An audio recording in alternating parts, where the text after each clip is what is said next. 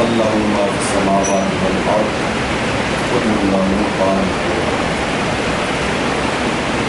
آیات دنیا میں سے آج ہم اس آیت کریمہ سے اپنی گفتگو میں ابتدا کریں گے۔ یہودی وہ یہ کہنے لگے کہ اللہ کے نبی عزیر علیہ السلام یہ اللہ کے بیٹے۔ عیسائی کہنے لگے کہ اللہ کے نبی حضرت عیسیٰ علیہ السلام یہ اللہ کے بیٹے۔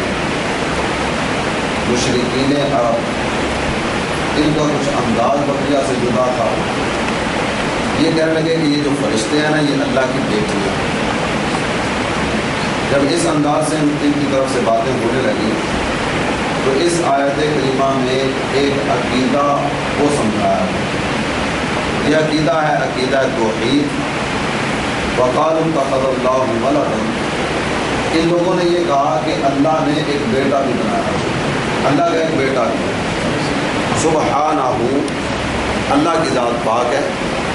بل لہ ما فی السماوات والارض، بلکہ آسمانوں اور زمینوں میں جو کچھ بھی ہے وہ سارے کا سارا اسی کے لیے، وہ ان ساری چیزوں کا مالک ہے۔ کل اللہ قانتون، اور یہ ساری کی ساری چیزیں اللہ کے لیے عاجزی کرنے والی ہیں۔ اللہ تعالیٰ جل جلالہ کا بیٹا کیوں نہیں؟ اس کے متعلق بڑی واضح سی اور سیدھی سی بات یہ ہے کہ بیٹا اپنے باپ کے مشابہ ہوا کرتا ہے، اپنے باپ کی جنس سے ہوا کرتا ہے، تو معاذ اللہ ثم معاذ اللہ، اللہ تعالیٰ جل جلالہ کی ذات جنسیت سے ہے ہی پاک۔ جب مشابہت کی بات آتی ہے نا، مشابہت کی، بیٹا اپنے باپ کے مشابہ ہے، تو بعض اوقات اس طرح کی باتیں بھی کی جاتی ہیں، اور کئی مواقع اس طرح کے بھی آپ دیکھتے ہوتے ہیں کہ بیٹا اپنے باپ کی جگہ پر بھی آتا ہے۔ تو اللہ تعالیٰ جل جلالہ بیٹے سے پاک ہے۔ ولم تکن لہ صاحبہ، بیٹا تو ایک الگ چیز ہے، اس کی بیوی کوئی نہیں۔ تو اس آیت کریمہ میں عقیدہ توحید سمجھایا گیا، اور یہاں اللہ تعالیٰ جل جلالہ کے لیے لفظ ذکر فرمایا سبحان۔ سبحان ہر طرح کے عیب سے پاک ذات کو کہا جاتا ہے۔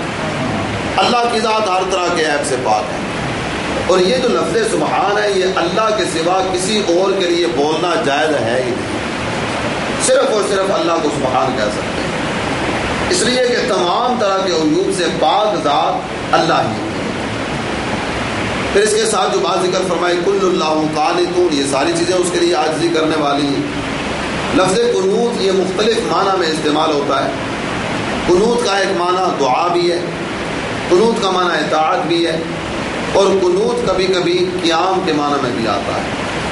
تو ان سارے معانی کو پیش نظر رکھتے ہوئے اگر آپ دیکھیں، دعا یہ بھی اللہ ہی سے ہوتی ہے، تو دعا کا معنی کریں گے تو بھی اللہ تعالیٰ جل جلالہ کی ذات سے تعلق ہوا۔ اطاعت در حقیقت اطاعت ہے ہی اللہ کی، سرکار کی بھی اطاعت کرتے ہیں نا، نبی کی اطاعت کرتے ہیں، دیگر انبیاء کی اطاعت کرتے ہیں، تو یہ انبیاء کی اطاعت کرنے کا حکم بھی ہمیں اللہ نے دیا ہے، تو نبی کی اطاعت کر کے بھی ہم اللہ کے مطیع و فرما بردار بنتے ہیں۔ پھر قیام کی بات کی جائے تو قیام عبادت ہے، عبادت بھی اللہ کے ساتھ خاص ہے۔ تو قنوت کے جتنے بھی معانی پائے جاتے ہیں یہ سارے کے سارے اللہ کی ذات ہی کے ساتھ خاص ہیں۔ پھر اس کے بعد اگلی آیت کریمہ جس میں اللہ تعالیٰ جل جلالہ نے کسی کام کے کرنے کا حکم ارشاد فرمایا اور کسی عقیدے کو، کسی مسئلے کو سمجھایا گیا، وہ آیت کریمہ ہے وَإِذِ ابْتَلَىٰ إِبْرَاهِيمَ رَبُّهُ بِكَلِمَاتٍ فَأَتَمَّهُنَّ قَالَ إِنِّي جَاعِلُكَ لِلنَّاسِ إِمَامًا قال ومن ذریتی قال لا ينال عہد الظالمین۔ اس آیت کریمہ میں یہ عقیدہ سمجھایا جا رہا ہے کہ انبیاء کی ذات اس کے لیے معصوم ہونا لازمی ہے۔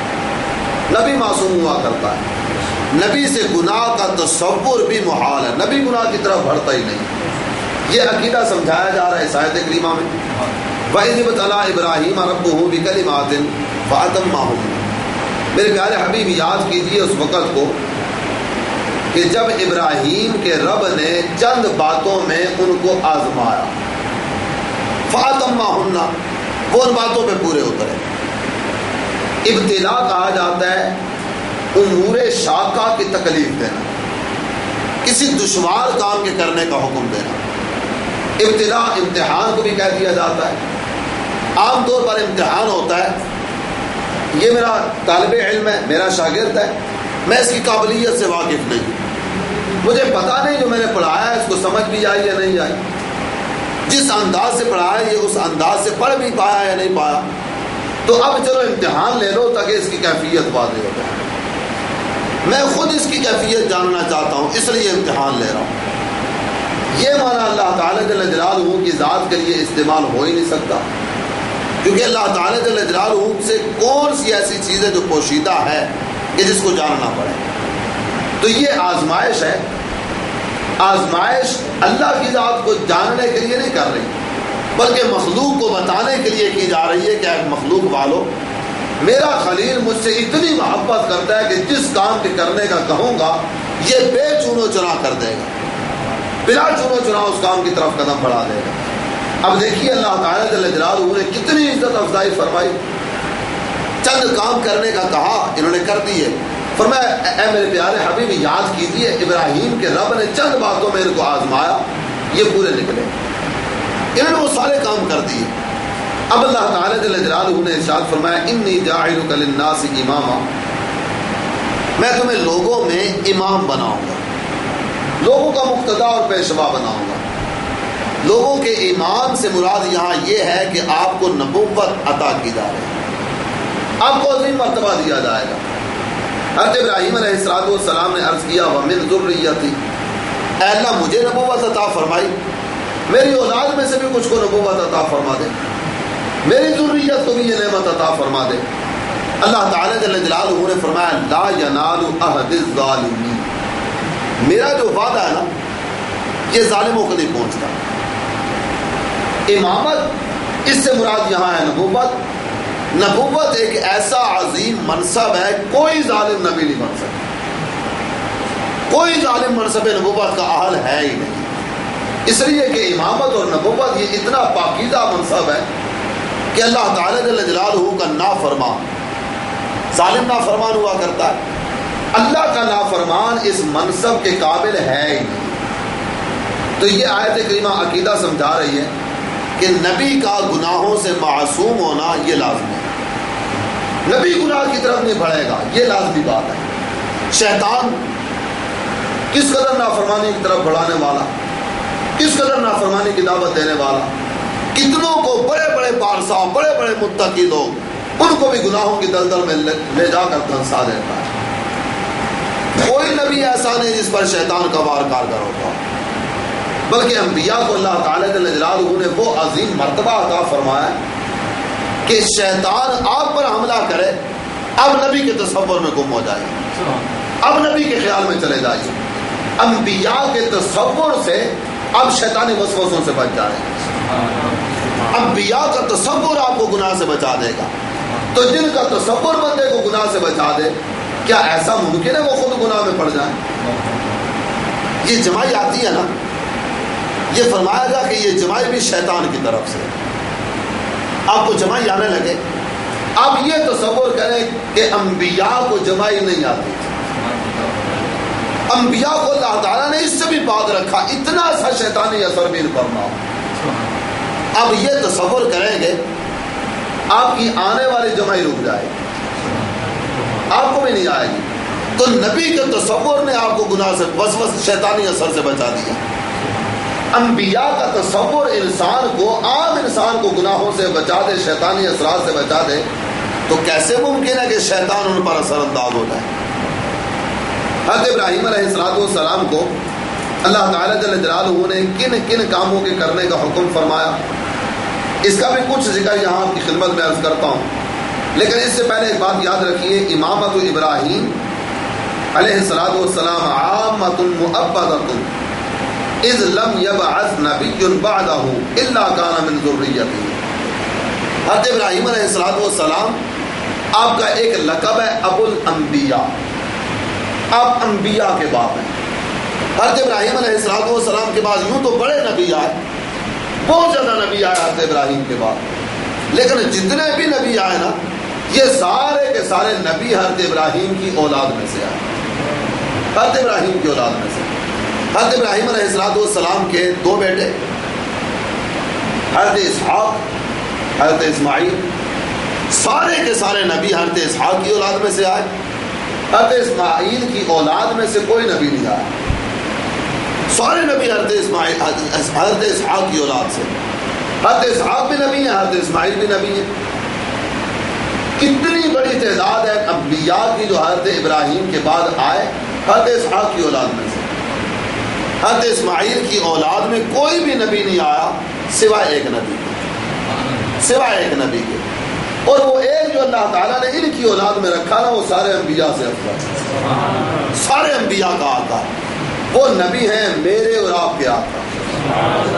یہ آئے حضرت اسماعیل کی اولاد میں سے۔ حضرت ابراہیم علیہ السلام کو اللہ تعالیٰ جل جلالہ نے 10 کام کرنے کا حکم ارشاد فرمایا، 10 کام کرنے کا۔ ان میں سے 5 کام یہ جو سر سے متعلق ہے، حلق کروانا، بال کاٹنا، مونچھیں چھوٹی کرنا، کلی کرنا، ناک میں پانی ڈالنا، مسواک کرنا، یہ 5 وہ کام ہیں جو سر سے متعلق ہیں، چہرہ اور سر اس سے متعلق ہیں۔ پھر 5 کام اور ذکر فرمائے جو بدن سے متعلق ہیں۔ وہ کام کون کون سے ہیں؟ ناک بغل کے نیچے کے بال اکھیڑنا، زیر ناک بال اتارنا، پھر اس کے ساتھ ساتھ پانی سے استنجا کرنا، ڈھیلے سے مٹی سے آپ نے جسم کو پاک کر لیا، صاف کر لیا، اس کے بعد پھر پانی استعمال کرنا، ختنہ۔ یہ وہ کام ہے جو حضرت ابراہیم علیہ السلام کو کرنے کا حکم دیا ہے۔ یہ سارے کے سارے کام حضرت ابراہیم پر لازم رکھے گئے، فرض فرمائے گئے۔ یہ جتنے بھی امور ہیں نا، یہ سارے کے سارے اللہ تعالیٰ نے حضرت ابراہیم کا صدقہ اس امت کو بھی عطا فرمایا، اس امت کو بھی یہ کام کرنے کا حکم دیا، ان پر یہ کام کرنا فرض رکھا گیا، اس امت کے لیے یہ کام کرنا سنت فرمایا گیا۔ یہ امت یہ کام کرتی ہے۔ پھر اس میں سے کچھ کام تو وہ ہیں جو روزانہ کیے جاتے ہیں، اس طرح وضو کیا، کتنی چیزیں وضو کا حصہ بنا دی گئی، مسواک وضو کے ساتھ کر لی جاتی ہے، ناک میں پانی ڈالنا، کلی کرنا، یہ بھی وضو میں رکھ دیا گیا۔ پھر اس کے ساتھ ساتھ بال، ناپسندیدہ بال یہ اتارنا، ہر ہفتے میں 1 مرتبہ اتار لیے جائیں، پسندیدہ عمل یہ ہے، لیکن زیادہ سے زیادہ مدت اگر بڑھ جائے تو 40 دن سے متجاوز نہ ہو، اس کا حکم ارشاد فرما دیا گیا۔ استنجا بالماء، ڈھیلا استعمال کر لینے کے بعد، مٹی استعمال کر لینے کے بعد پھر بھی پانی سے استنجا کرنا، اس کو بھی سنت فرما دیا گیا۔ سرکار دو عالم صلی اللہ تعالی علیہ وسلم کے کچھ صحابہ ایسے تھے، یہ صحابہ تھے وادی قباء والے، ان حضرات کا یہ طریقہ تھا کہ یہ ڈھیلا استعمال کرنے کے بعد میں پھر پانی بھی استعمال کرتے ہیں۔ اللہ تعالیٰ جل جلالہ نے ان کا ذکر قرآن میں کر دیا، کتنی ان کی ادا پسند آئی، اس قدر پاکی کو پسند کرنے والے۔ فرمایا فیہ رجال یحبون ان یتطہروا، ان میں کچھ لوگ ایسے بھی ہیں جو پاکی کو پسند کرتے ہیں۔ تو شریعت کو پاکی کتنے مطلوب ہے، جو پاکی کو پسند کرنے والے ہیں، اللہ نے قرآن میں ان کا ذکر فرما دیا۔ پھر ایک بات ختنہ کے متعلق یہاں ذکر فرمائی گئی، الختنۃ سنۃ مؤکدۃ للرجال، مردوں کے لیے یہ سنت مؤکدہ ہے۔ اگر بچہ مختون پیدا ہو، یعنی پیدائشی ہی ختنہ شدہ ہو، تو اب ختنے کی حاجت ہی نہیں۔ 13 انبیاء ہیں، 13 کہ جو مختون پیدا ہوئے، ختنہ شدہ پیدا ہوئے، پہلے ہی سے ان کا ختنہ ہو چکا تھا۔ حضرت آدم علیہ السلام، حضرت شیس، حضرت ابراہیم، حضرت ادریس، حضرت نوح، حضرت سام، حضرت لوط، حضرت یوسف، حضرت موسیٰ، حضرت شعیب، حضرت سلیمان، حضرت یحییٰ، حضرت عیسیٰ،